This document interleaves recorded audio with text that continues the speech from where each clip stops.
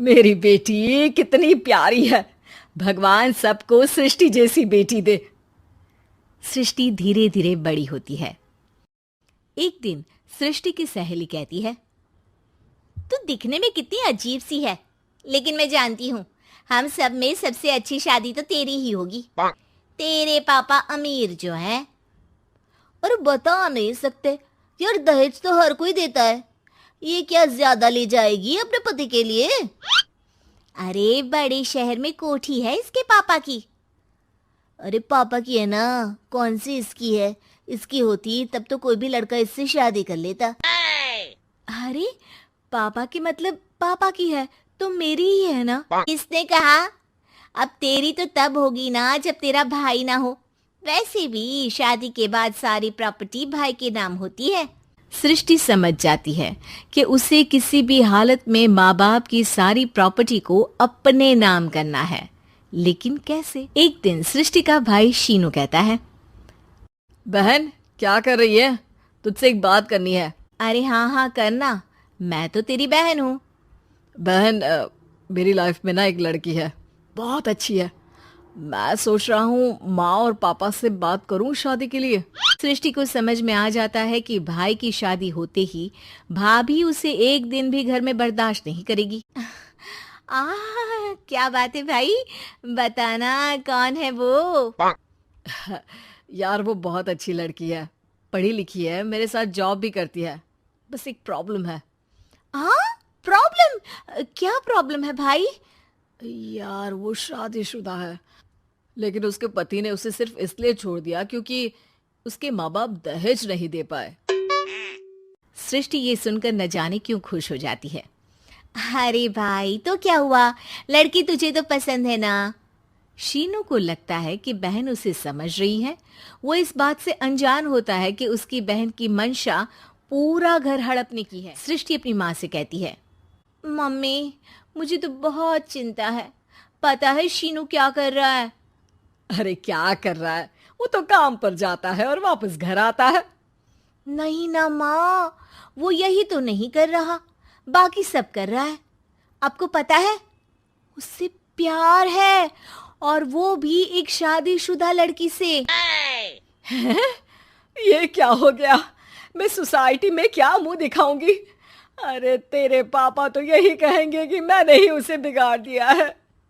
माँ देखो, मेरी बात मानो, पापा पर भी विश्वास करने की जरूरत नहीं है। अब आप ही बताओ, पापा इतनी देर घर के बाहर रहते हैं क्यों? बोलो। अरे बेटा वो तो नौकरी करते हैं ना। तू बहुत भोली है माँ। पापा का ऑफिस तो 7 बजे खत्म हो जाता है, लेकिन देखो कितनी देर से आते हैं। अरे नहीं नहीं बेटा, ऐसी कोई बात नहीं है। सृष्टि माँ को एक औरत से बात करते पिता की फोटो दिखाती है। देखो माँ, कैसे हैं पापा? मैं ना कहती थी कि पापा सही नहीं है। मैं तेरे पापा से बात करूंगी, दे फोटो मुझे। ओ माँ, वो तो डिलीट हो गई। लेकिन चल, तूने तो देख लिया ना। पापा से बाद में बात कर लेना, और हाँ, मेरा नाम बिल्कुल मत लेना। हाँ माँ। अब क्या था, सृष्टि के माँ और पिता के बीच झगड़ा होना शुरू हो जाता है। सृष्टि के मन में क्या चल रहा था कोई नहीं जानता था। एक दिन, माँ सृष्टि के लिए एक लड़का देखा है, वो लोग शाम को उसे देखने आने वाले हैं। और हाँ माँ, एक खुशखबरी, मैं और पापा मिलकर एक नया बिजनेस ट्राई कर रहे हैं। को लड़का आता है, सांवले रंग का। सृष्टि को तो बिल्कुल भी पसंद नहीं आता। लड़की की माँ कहती है, लड़की का चेहरा तो कोई खास नहीं, लेकिन अगर मेरे बेटे को आप लोग सेटल कर दें तो मैं उसकी शादी आपकी बेटी से करवा दूं। सृष्टि को लड़का बिल्कुल पसंद नहीं था। उसे भाई पर गुस्सा आ जाता है। लड़के वालों के जाने के बाद कहती है, माँ देखा, शीनू मेरे लिए कैसा लड़का लेकर आया, न दिखाने लायक न सुनने लायक, सेटल भी नहीं, वो भी हम करे।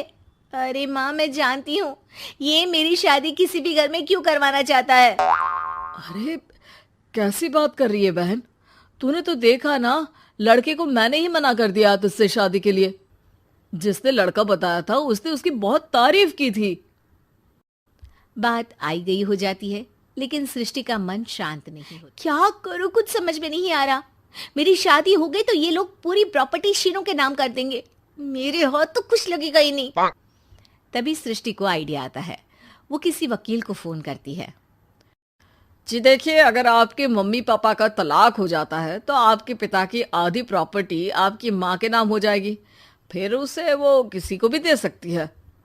सृष्टि अब माँ को बेटे के खिलाफ भरती है। माँ, शीनू पर नजर रखा करो, वो जिस लड़की के प्यार में है ना, वो शादीशुदा है। यहाँ आएगी, सारा पैसा, रुपया, जमीन, जायदाद सब हड़प लेगी। पापा का भी हाल तुमसे छुपा नहीं है। ऐसा ना हो कि मैं और आप एक दिन सड़क पर भीख मांगे। हे भगवान, मैं तो जीते जी मर जाऊंगी अगर ऐसा हो गया तो। ऐसा हो गया नहीं माँ, ऐसा ही होगा। अभी समय है, आगे का सोच लो। मैं तो कहती हूँ पापा से आधी प्रॉपर्टी लेकर अलग हो जाओ।